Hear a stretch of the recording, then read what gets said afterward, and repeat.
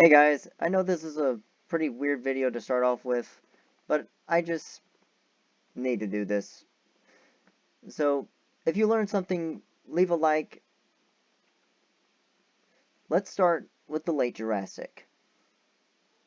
Standing 6.5 feet tall, 20 feet long, and weighing up to as much as a ton, Ceratosaurus was the apex predator during the early and middle Jurassic period, feeding on everything from small dinosaurs to even the large Stegosaurus. However, it would soon be run into extinction by a competitor almost 3 times bigger than itself.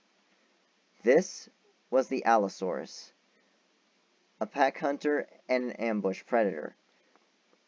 What it lacked in biting power, it made up for with strong neck muscles and serrated teeth. And when it would hunt any kind of hadrosaurs, which is your duck-billed dinosaurs, if an ambush didn't work and it got into a high-speed chase, it would eventually catch up to said hadrosaur, lower its bottom jaw, bring its neck up, and back down like a battle axe. The hadrosaur would eventually fall over due to blood loss and shock. It's not pretty, but it's effective. However, when you find everything as your next dinner, you tend to have some pretty disastrous consequences. Many Allosaurs suffered the fate of either being struck in the head by the thagomizer of a Stegosaurus, or being curb stomped by a sauropod. Moving into the late Cretaceous, we have what scientists call Hell's Aquarium. And honestly, at this time, I could personally agree, especially since this paralysis demon was swimming.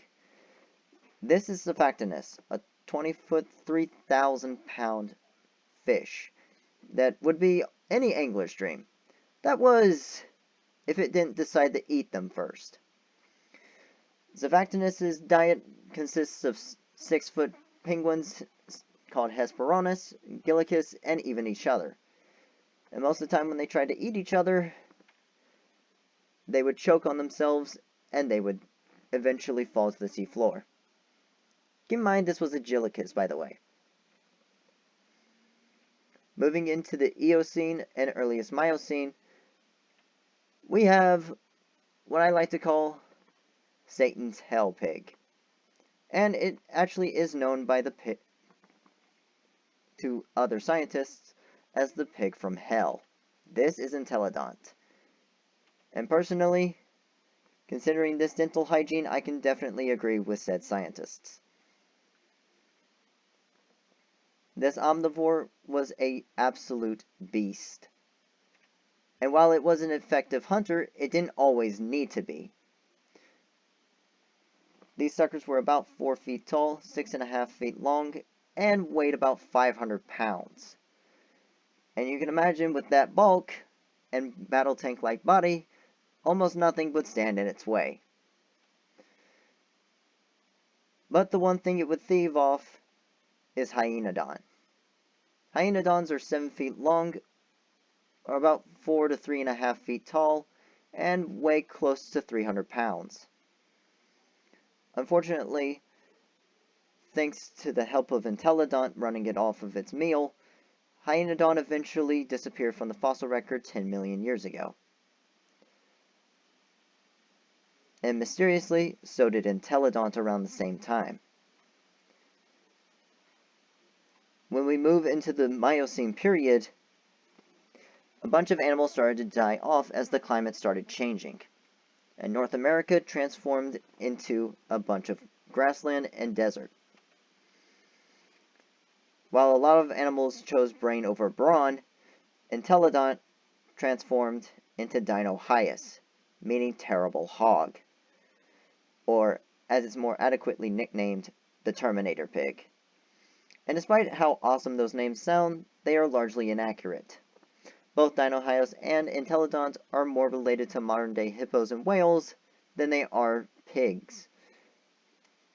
However, with those boar-like tusks, I definitely would not disagree with it, especially since ancient rhinoceros skin was much tougher than rhino skin we have today, and judging by this video right here, it just punched through said skin like it was trying to make Swiss cheese. Ugh. However, Dinohyos's bulk would eventually be the death of it, especially since a furry little critter from Asia known as Amphicyon would move into view. Crossing the land bridge between Russia and Alaska, these furry little critters actually started decimating the entire herbivore population. Standing about 3.5 feet tall, weighing less than 300 pounds, and being about 8 feet long, a one-on-one comparison, Dinohyos would definitely have this in the bag. That is, unless you realize it's a pack hunter, like this poor Allosaurus here. And thanks to Amphicyon doing the same thing Intellidont did to Hyaenodon, Dinohyos unfortunately went extinct. Now, throughout the Miocene, death had a lot of faces. And one of these faces is the South American 7-foot killer bird known as Kalinkan. Like I said, they're 7 feet tall, weigh about 500 pounds, and are 18 inches if you look at it from the front. Prey stood little or no chance if they didn't see it ahead of time. And with that beak, it would hit on the base of the skull, paralyzing it from the head down.